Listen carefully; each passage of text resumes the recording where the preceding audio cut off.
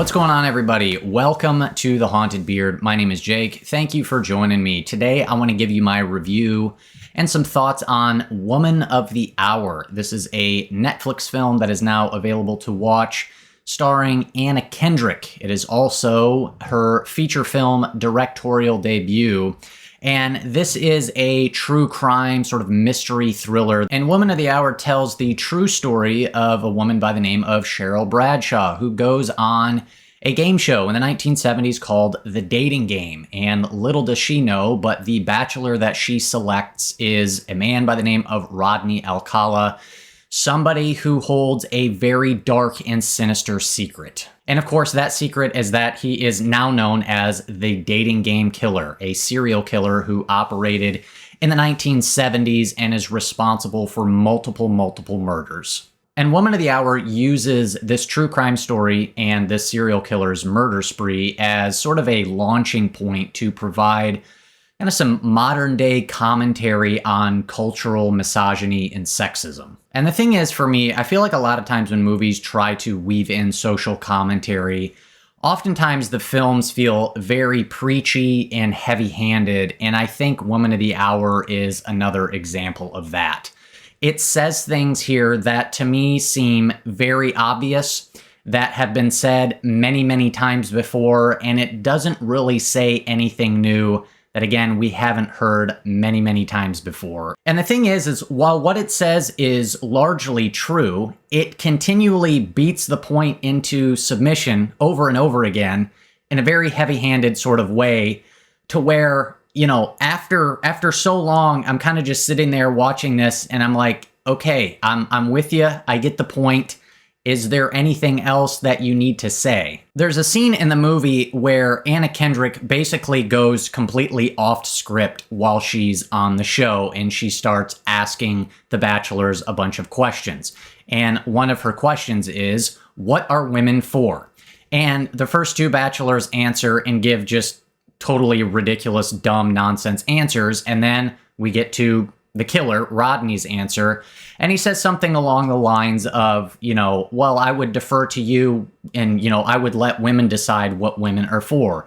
And she says, ooh, I like that answer. And so with scenes like that and some others throughout the film, you know, one of the main points that the movie is trying to make is that, you know, we're women, we're smart, we should be treated as equals, we should be treated with respect and dignity, we shouldn't be looked at as just sexual objects.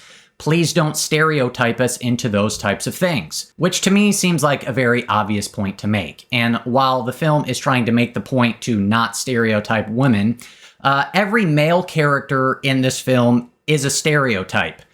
Every male character is either a complete idiot, a sexist or misogynist, or is viewed as a potential safety threat and or serial killer / murderer. And so to me, it's not saying anything new, and what it is saying is blatantly obvious to anybody with half a brain and a decent moral compass, I guess. And typically when you have movies like this that are based on a true story, you know, you should expect there to be some creative liberties taken with the historical facts. The writers are going to change things and all that, which I have no problem with. But it just depends on the execution of how well it's handled. And when it comes to this film, there are clearly things that have been changed and rewritten and sort of Hollywoodized just for dramatic effect and to serve this sort of, you know, agenda / commentary that the film is going for. I also wasn't a huge fan of how the film was structured and edited.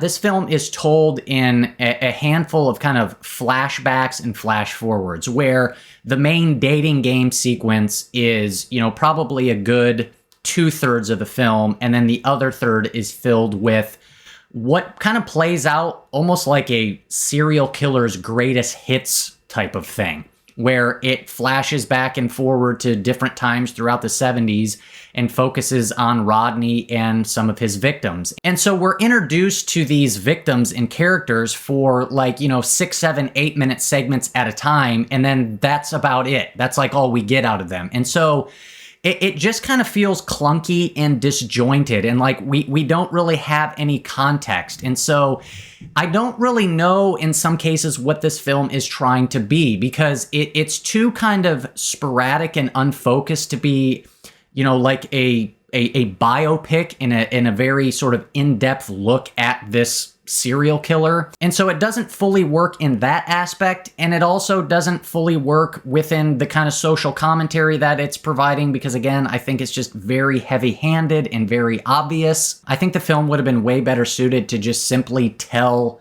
the story of his killing spree and the investigation into that, and to just watch how everything unfolded, and to get into some of the actual issues within society that came out of that, instead of kind of sort of twisting and manipulating the history of it to provide some sort of modern day commentary. You know, there could have been an interesting look into police negligence or corruption within this case, because what actually happens that you find out is the guy was arrested and then released on bail and ended up murdering 2 more people, which is obviously horrific and gross negligence within the justice system.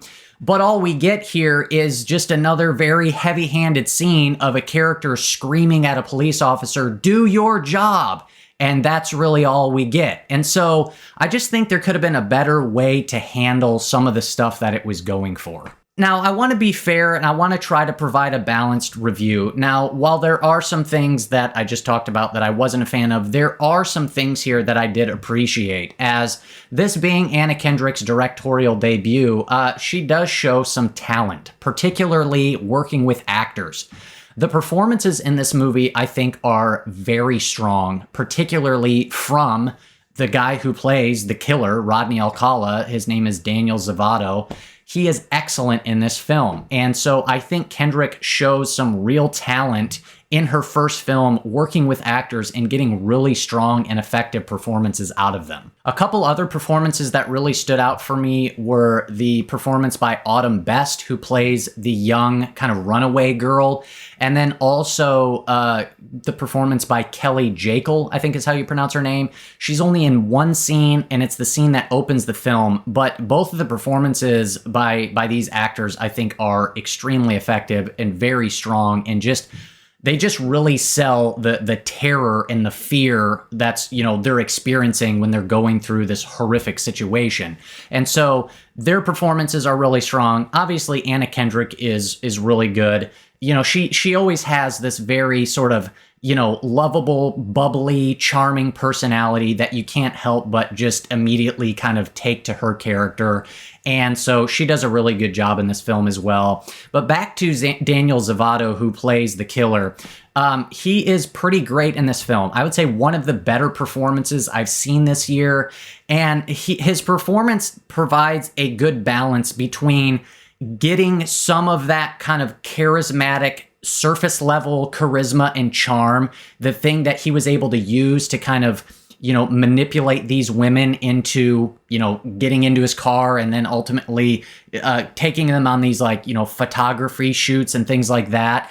And so you get some of that charisma, but then also he really effectively sells just the freaky, scary, sinister vibes, this, you know, that bubble to the surface that this guy is just trying to keep underneath to kind of hide his secret for long enough until he does what he did. And there's a couple scenes in particular towards the end of the film where his performance is extremely effective, and those 2 scenes are very well directed. And I won't get into specifics, but they take place right after one another. The first scene's in a restaurant, and then the following scene is in a parking lot. And just Kendrick's direction in these scenes is very strong. It's very effective. You really feel the emotions that she is trying to communicate and convey, not only through her characters, but just how the scene plays out. It's very tense and very scary. It's this kind of white knuckle, you know, yelling at the TV screen at a character because something bad is getting ready to happen sort of thing. But they're just very well handled. And so she obviously does show some talent, and I was very impressed with her ability to work with actors. I thought the performances all around were very strong. So overall, this is kind of a mixed bag for me. I didn't really like how heavy-handed the commentary was. Some of the editing structure, I felt like it just didn't kind of connect and work for me, but I did like the performances, and there are some genuinely tense and scary scenes, particularly later on in the film. So overall, though, I'm probably just going to be right down the middle on this one. I'm going to go 5 out of 10 for Woman of the Hour. So those are my thoughts. I realize I'm probably going to be more in the minority on this one. It seems like from the reviews that I've seen, people are pretty high and pretty positive on this one, which is great. I mean, I'm glad that people are liking it, but those are just my honest thoughts. So like always, though, let me know down in the comments your thoughts on this one. Would be very curious and interested in hearing from you guys. Thank you so much for watching. Once again, greatly appreciate it. If you got anything out of this video, go ahead and do me a favor and do not click that subscribe button unless you want to be haunted by the beard.